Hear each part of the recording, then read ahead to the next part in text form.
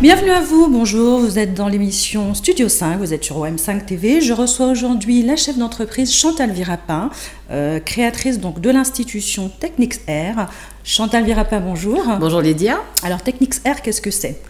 TechnicsAir, c'est un espace de beauté globale où on va traiter les cheveux, la peau, la beauté d'une manière générale, toutes les tendances de la mode. Ça se trouve où? Alors, on va tout de suite donner l'adresse. Alors, nous sommes situés au 18 rue de Clignancourt, Paris 18e. Alors, le métro le plus proche sera le métro Barbès. Mais nous sommes situés dans le bas Montmartre, donc dans une zone très agréable et beaucoup plus calme. Le bas Montmartre, c'est un quartier que vous connaissez bien, puisque c'est un quartier dans lequel vous êtes installé maintenant depuis 27 ans. Oui. Et c'est un quartier dans lequel vous êtes installé depuis l'arrivée de vos parents presque en France. Je suis bien après, lorsque je me suis lancée dans l'entreprise de la coiffure, donc je suis venue m'installer dans ce secteur-là. Sinon, sur le plan familial, nous sommes là depuis bien longtemps. Bien longtemps avant. Pourquoi avoir voulu faire de la coiffure, Chantal ? Ben, disons que c'est vrai qu'on a été élevé dans un environnement du commerce d'une manière générale, et donc il y a eu la restauration, il y a eu donc la coiffure qui a été un petit peu une affaire familiale. J'ai été entraînée par tout simplement ma sœur qui était coiffeuse, et j'étais très intéressée par ce qu'elle faisait, et je trouvais qu'on pouvait donner un rythme beaucoup plus moderne à ce moment-là à la coiffure spécifique aux cheveux frisés et crépus. Et donc je me suis lancée tout naturellement, et tout naturellement les clientes m'ont choisi, on va dire, m'ont entraînée dans cette aventure, et après donc on connaît la suite qui aura été perfectionnement dans la profession. Oui, alors un petit mot justement sur le parcours. Les diplômes, donc en France, aux États-Unis, à Londres. Ensuite, la formation, j'étais formatrice donc à l'international également. J'ai travaillé pendant 8 ans pour un groupe ProLine International. J'ai fait énormément de choses. Je suis une passionnée et puis une perfectionniste, donc automatiquement, j'ai vraiment cherché à comprendre, à savoir et à savoir faire un maximum de choses dans notre profession pour pouvoir y être très à l'aise. Alors vous l'avez dit, le salon propose des choses donc globales. Vous vous intéressez principalement à tout ce qui est beauté féminine, noire. Tout ce qui touche vraiment alors il n'y a pas que les cheveux, il y a le maquillage, il y a l'esthétique, il y a l'atelier dont vous nous parlerez tout à l'heure. Tout ça c'est important pour la femme. C'est très important, en fait, si vous voulez, ce qui s'est passé, c'est que j'ai accompagné les femmes de ma communauté d'une manière générale depuis 30 ans. Donc j'ai vu cette évolution donc entre la manipulation du cheveu, les facilités, les tendances de la mode, et j'ai vu également toute cette éducation qu'il fallait faire sur le plan esthétique pour la peau, pour tous les soins esthétiques, les maquillages, et donc on a vraiment vu toute cette évolution, et petit à petit ça a été tout naturellement que lorsque je créais un concept de salon de coiffure, c'était évident de faire un concept global avec l'ensemble, parce que je maîtrise l'ensemble de notre spécificité, aussi bien la peau que les cheveux. Vous revenez d'Inde, Chantal.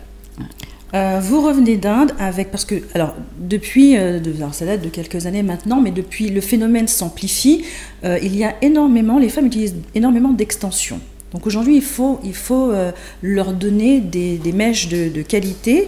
Et donc c'est pour ça que vous êtes parti en Inde. Vous allez nous parler, on va voir quelques photos, et ce que vous allez commenter, on va vous parler ensuite de votre voyage en Inde, de ce que vous en avez rapporté et de ce que vous allez proposer aujourd'hui aux femmes. Oui, alors il s'est passé une chose, c'est que nous, effectivement, nous avons une très grande expérience de la pose de tissage et d'extension donc à TechnicsAir, hein, et on avait toujours tendance à envoyer les clientes ou à demander aux clientes de venir avec leurs mèches, ou alors d'aller les acheter chez le voisin. Il y avait une telle demande, ou alors il fallait que nous soyons une garantie pour la qualité des mèches qu'elles nous apportaient. Et petit à petit, je me suis rendu compte que avec notre expertise, les clientes préféraient avoir des mèches, acheter des mèches chez nous et être sûr d'avoir un produit de qualité plutôt que de les acheter dans le commerce et ne pas savoir exactement ce qu'il en est, et surtout quand on va les traiter, ne pas pouvoir obtenir les résultats qu'elles souhaitent.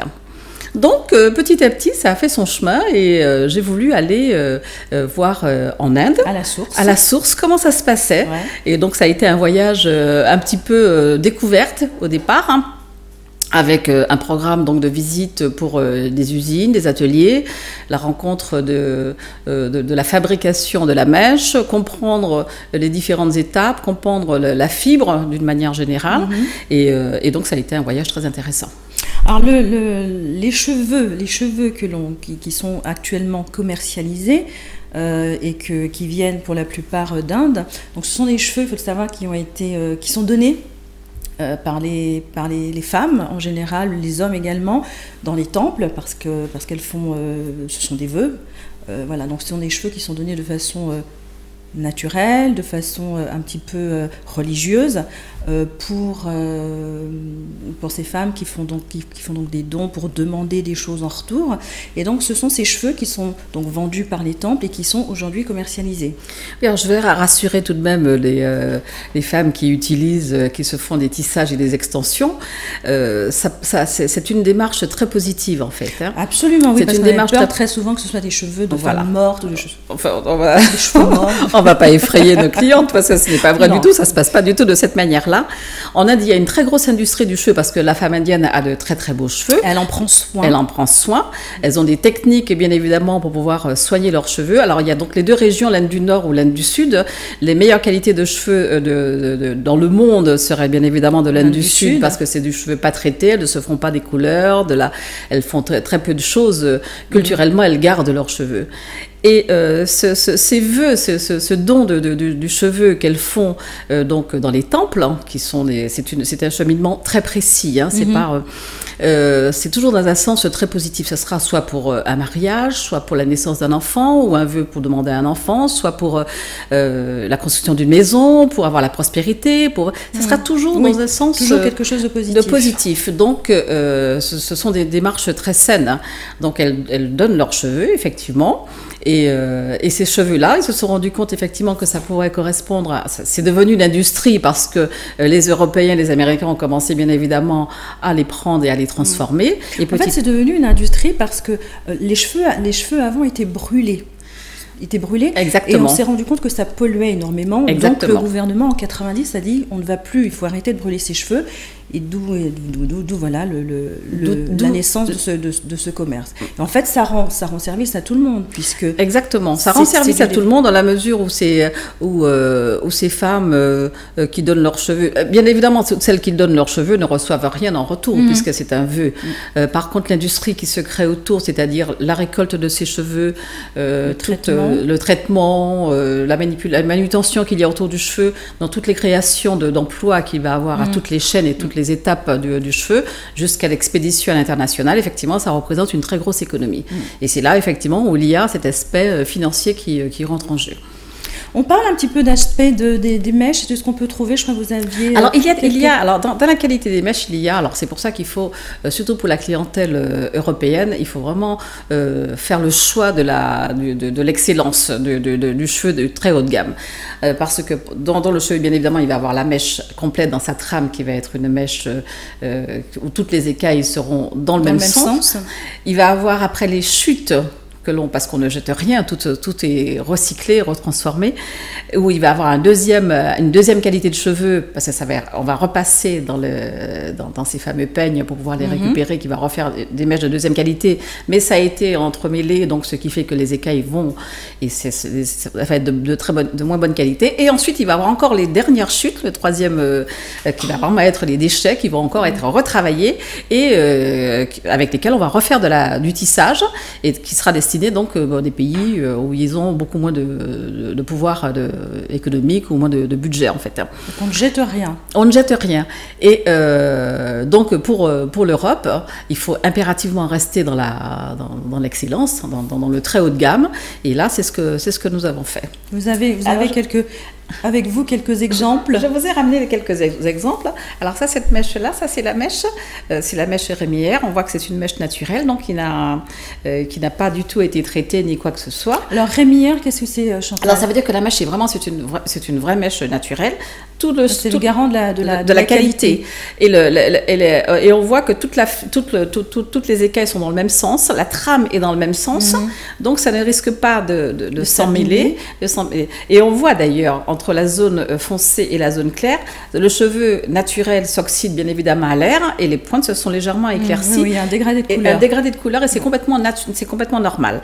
Alors, dans le cheveu indien, les femmes indiennes n'ont pas les cheveux raides. Comme on peut l'imaginer. On voit des cheveux raides un petit peu à la chinoise. Ça, on peut les travailler, on peut faire des brushings, on peut faire ce que l'on veut après. Mais d'une manière générale, elles vont avoir les cheveux souples, ondulés, avec des degrés de frisure ça va toujours rester souple. Ça ne se n'ira jamais aux cheveux très frisés, au crépus. Mais il y aura toujours une ondulation naturelle. Donc ça, c'était une mèche où avant, donc vraiment avant qu'elle ne soit travaillée. C'est la matière première. Oui. Avant qu'elle soit prête pour le tissage. Voilà.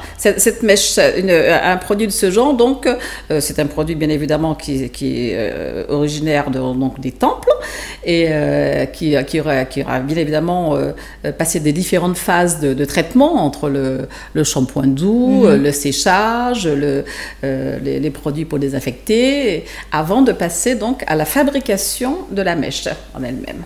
Alors la fabrication de la mèche en elle-même, ça donne ça. Alors la fabrication de la mèche en elle-même, donc ça va donner des mèches de ce genre. Donc on va avoir des différentes tailles, des différentes longueurs. Là nous sommes bien dans la qualité, donc dans une trame qui sera complète. Et c'est du vrai cheveu, donc ce qui fait que ça va se garder comme des vrais cheveux aussi longtemps que. Alors justement, combien de temps ça se garde? Combien de temps on peut le garder? Ça dépend. Enfin, une fois posé sur la tête, en général, on les garde. Un tissage, ça se garde 1 mois et demi. On les enlève on peut les enlever, les laver, les faire les soins dessus et les remettre. Si on ne les met pas régulièrement, on les enlève, on les repose, on les laisse. Ça peut se garder 2-3 ans, à condition d'en prendre soin comme ses propres cheveux, bien évidemment. Si par contre, si on les utilise vraiment tout le temps, on enlève, on remet, on enlève, on remet, donc les 2 ans, on va quand même pouvoir les garder les 2 ans, mais la fibre va s'affiner, et on va simplement garder la mèche et de temps en temps rajouter un petit peu de mèche neuve, ou simplement, mais on va pouvoir les garder longtemps. Tout dépend du soin qu'on va lui apporter. Ça, ce sont des mèches donc pour tissage, soit cousues, soit collées. Oui, ça c'est la technique donc du mèche de tissage. Ce sont les bandes de tissage. Donc la mèche de tissage d'une manière générale, quand on va le faire, donc ça va être, vous allez avoir la bande que l'on va coudre, et la longueur. Donc pour l'aspect packaging de la mèche, très souvent ça va être au poids. Un paquet de mèche mesure, donc ça va être la longueur. Ça va du 10, 8 pouces jusqu'au 30. Oui, on peut avoir des quand même. C'est un vrai rêve, hein. 30, 32, 35. Un peu compliqué pour s'asseoir, mais bon. On peut, voilà. Et après,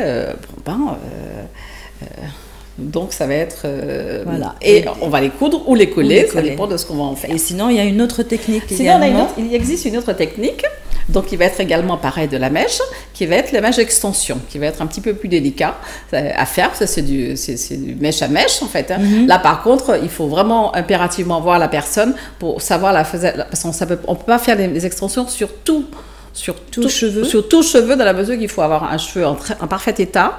Il ne faut pas avoir de chute, il ne faut pas avoir de zone de calvitie, de choses comme ça, parce que sinon... Ça, ce sont des choses les extensions sont collées, sont chauffées avec une pince. Ça va être soudé avec des toutes petites mèches. Une mèche d'extension pèse 1 gramme, donc c'est tout petit, c'est pareil. Donc c'est pesé, mesuré, c'est assez précis en fait comme travail. Et ça, les mèches d'extension, alors c'est vrai que qu'une fois qu'on les a posées, quand on va les démonter, ça sera un peu plus délicat pour pouvoir les récupérer. C'est pareil, donc ça dépendra de l'entretien qu'on va avoir. On pourra plus difficilement récupérer des mèches d'extension, parce que nous, en France, on n'a pas, si c'est dans des pays, si c'est en Inde, si c'est en Chine, si c'est même en Italie, on peut les récupérer et les remettre en structure, parce qu'il y a des machines, il y a des techniques pour ça. Bon, dans les salons de coiffure, c'est tout de même c'est une machinerie, donc on ne va pas pouvoir avoir tous ces outils-là. Donc Pourquoi avoir fait le choix d'aller en Inde, Chantal, pour mettre en place donc ces services et cette prestation. Voilà, on a vraiment une grosse demande. Les clientes nous font confiance. Et je me suis rendu compte que je voulais vraiment essayer de trouver supprimer les intermédiaires. Déjà d'une part, mais surtout être sûr d'avoir de la qualité. C'était vraiment parce que quand on reçoit les produits, on travaille avec des grossistes en France et on ne sait pas d'où les mèches, parce que les mèches arrivent de partout dans le monde, hein, beaucoup en Chine, parce que bien que la matière première soit achetée en Inde du Sud, retransformée en Chine, mais au niveau de la qualité de la mèche, on va pas forcément avoir, enfin il va y avoir de tout. Donc quand on achetait comme ça chez le grossiste, on n'était pas toujours sûr de la qualité, de la traçabilité du produit en fait, parce que nous, étant donné qu'on manipule les mèches, après on les travaille, on fait de la couleur, on fait du tie and dye, on fait de la mèche, on les lave, on fait des soins, on fait de la permanente dessus, on fait plein de choses, et c'est à ce moment-là qu'on va se rendre compte de la qualité de la mèche, et on va avoir des surprises, bonnes ou mauvaises. Et donc, j'ai vraiment voulu avoir une traçabilité et être sûre d'avoir un produit de qualité et savoir exactement où c'est fait, comment, et comprendre le cheminement. C'est pour ça que j'ai vraiment fait ce déplacement, parce qu'effectivement, j'aurais pu commander directement les mèches, puisqu'on avait déjà quand même il y a eu un travail en amont qui a été fait pour pouvoir contacter les différentes entreprises, aussi bien en Inde qu'en Chine. Et je me suis rendu compte, j'ai compris quand même dans cette démarche que c'était un petit peu compliqué. Donc j'ai voulu voir de mes propres yeux et je suis allée et j'ai vu et j'ai appris énormément de choses. Alors aujourd'hui, vous avez un atelier qui travaille avec vous, vous êtes sûr, vous avez quelqu'un sur place qui contrôle la qualité. Oui. Donc aujourd'hui, moins d'intermédiaires forcément, et donc vous êtes sûr, quand vous commandez, d'avoir ce que vous avez commandé et ce que vous voulez. Exactement. Donc c'est fait que j'ai fait le choix de deux ateliers. Alors, j'ai pas pris des grosses structures, parce que travailler avec des grosses structures, c'est toujours très facile, il suffit de commander, on nous envoie la marchandise. Alors, j'ai contribué un petit peu, je me suis dit, je vais quand même contribuer un tout petit peu à faire avancer au développement de participer comme on peut. Et donc, j'ai quand même visité énormément. J'ai visité, je sais pas, peut-être une vingtaine d'ateliers, Donc, je me suis arrêtée sur deux ateliers. Et on a une personne sur place qui parle très bien anglais, français et tamoul, et qui contrôle donc la qualité. Donc c'est vrai que lorsqu'on va passer des commandes, on passera les commandes et c'est lui qui ira contrôler pour être sûr que la marchandise qu'on a commandée, c'est bien ça et qu'il n'y a pas de surprise. On parle un petit peu de l'atelier, de ce que vous proposez dans l'atelier. Alors l'atelier, c'est on a tout un service au niveau de l'atelier. Il va y avoir la pose du tissage, collé, cousu, la pose d'extension, la dépose. On va faire bien évidemment de la tresse, un tout petit peu, pas beaucoup, mais parce que c'est une question de temps. Mais et on va développer. Là, on a créé donc un comptoir à mèche. À l'intérieur de Technicsert, donc ça s'appelle le comptoir à mèche by Technicsert. C'est tout un service en fait autour du tissage et de l'extension, où on va avoir donc tout ce service de l'atelier plus la maintenance de la mèche, tout simplement. Voilà, ou le soin, c'est pour éviter que les gens, justement, parce que les gens, évidemment, étant sur le terrain, on se rend compte bien évidemment des besoins. Et il faut pouvoir dire à la clientèle, il faut pouvoir dire à la consommatrice, vos mèches, ne les jetez pas, ramenez-les nous, on va vous les remettre en état et on vous dira donc sa durée de vie, ce que vous pouvez en faire, mais ne les jetez pas systématiquement, si ce sont des mèches de qualité, bien évidemment. D'accord, donc ce sont des mèches que vous récupérez, que vous retravaillez. On va retravailler. Donc pour les mèches de tissage, donc on va refaire les shampoings, les conditionneurs, le séchage. Alors c'est pareil. Donc pour pouvoir sécher une mèche de tissage, il y a une méthode très particulière parce que c'est tout pareil. C'est une méthode très douce. On peut pas les sécher, on peut pas mettre de la chaleur, on peut pas les sécher sous une chaleur trop forte pour ne pas les détériorer, comme pour les vrais cheveux en fait. Donc, et on va les remettre dans des packaging pour que les gens puissent les garder, donc soit en stock à la maison et pouvoir les réutiliser quand elles veulent. On a beaucoup parlé de tissage, on parle un petit peu maintenant de cheveux crépus. Oui. Alors, qu'est-ce que vous proposez pour les cheveux? Parce que vous savez que depuis quelque temps, il y a ce phénomène qu'on appelle nappy hair, ce retour aux cheveux crépus, ce retour aux soins qu'on peut apporter aux cheveux crépus et comment on peut vivre avec ses cheveux crépus. Vous proposez, vous, à Technics Hair, des choses pour des soins pour les cheveux oui, non, mais ça fait crépus, déjà un petit moment, ça fait déjà facilement 2-3 ans qu'on est quand même dans du cheveu naturel. Ouais. Il y a ce grand retour donc aux cheveux, toute cette technique, cet esprit bio, cet esprit cheveux naturels. Mais ce n'est pas nouveau, parce que oui, il y a quelques années, à l'époque d'Angela Davis, les femmes noires assumaient complètement leur négritude, leurs cheveux et leur peau. Et je pense que c'est un vrai phénomène de mode, si vous voulez, dans la mesure. Alors, il y a eu une régression. Alors après, à l'époque, c'est vrai qu'après les années d'Angela Davis, il y a eu une régression. On est revenu au tissage, on est revenu, pas au tissage, pardon, au défrisage.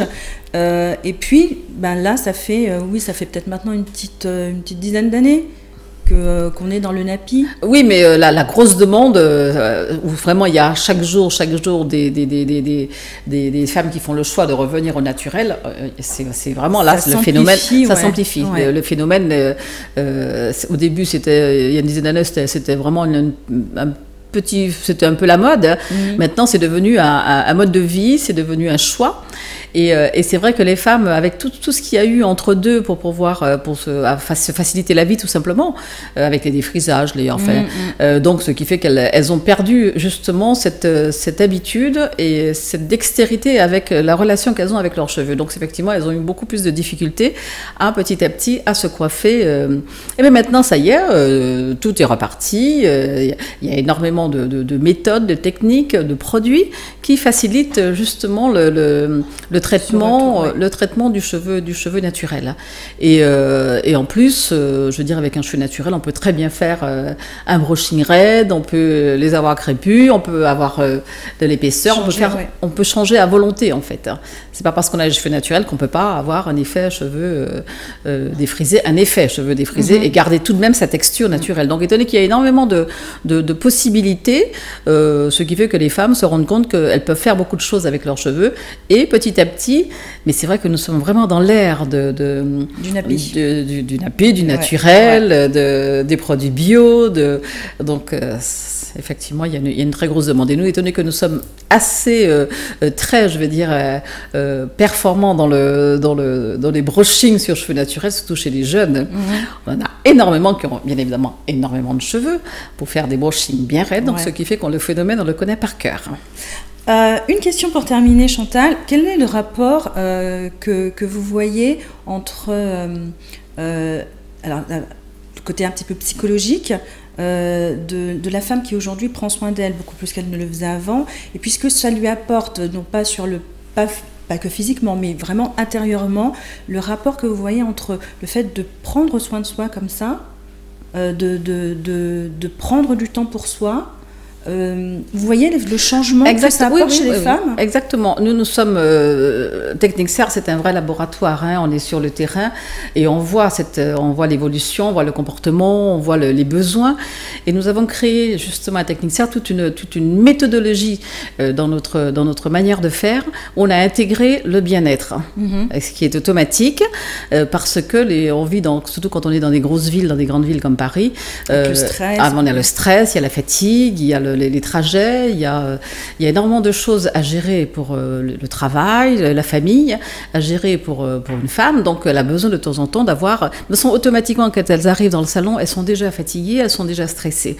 Donc ce qui fait il faut impérativement apporter ce côté bien-être dans notre prestation pour leur permettre justement de se réconcilier avec elles-mêmes, et de ressentir cet effet de cette sensation. Et ça fonctionne très très bien, parce que effectivement il y a vraiment un vrai besoin, une vraie demande. Lorsque les gens arrivent et sont effectivement un petit peu stressés, nous sommes tellement habitués ça se voit, et automatiquement elles sont au bac. Dès qu'on passe aux soins et au massage, on voit vraiment les personnes se détendre et vraiment se réconcilier avec elles-mêmes.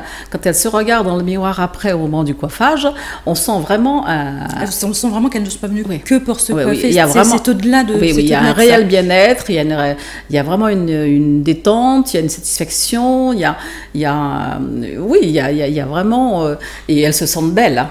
Parce que très souvent, quand on va dire au moment de la coiffure, quand on a terminé, on va très souvent demander est-ce que ça vous plaît, est-ce que ça va.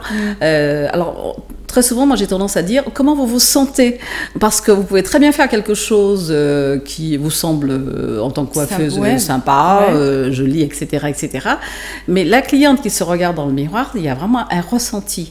Et tout ce travail justement de prise en charge, d'encadrement de la cliente et de cet apport de bien-être, eh ben, à la fin, on va leur demander comment vous vous sentez. Et effectivement, la réponse sera toujours très positive.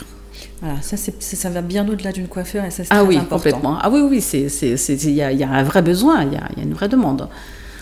On rappelle l'adresse, Chantal, de l'Institut, 18 rue de Clignancourt. 18 rue de Clignancourt, 75 018 à Paris.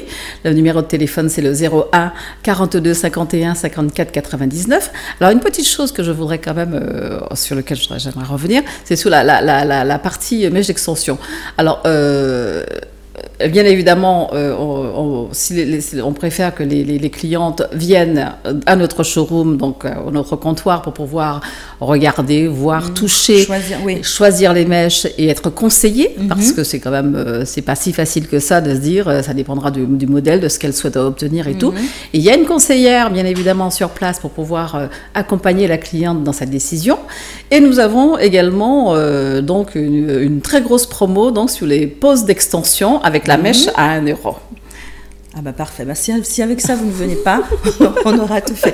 Donc le salon Technique Serre se trouve au 18 rue de Clignancourt, dans le 18e arrondissement, donc c'est au bas de Montmartre.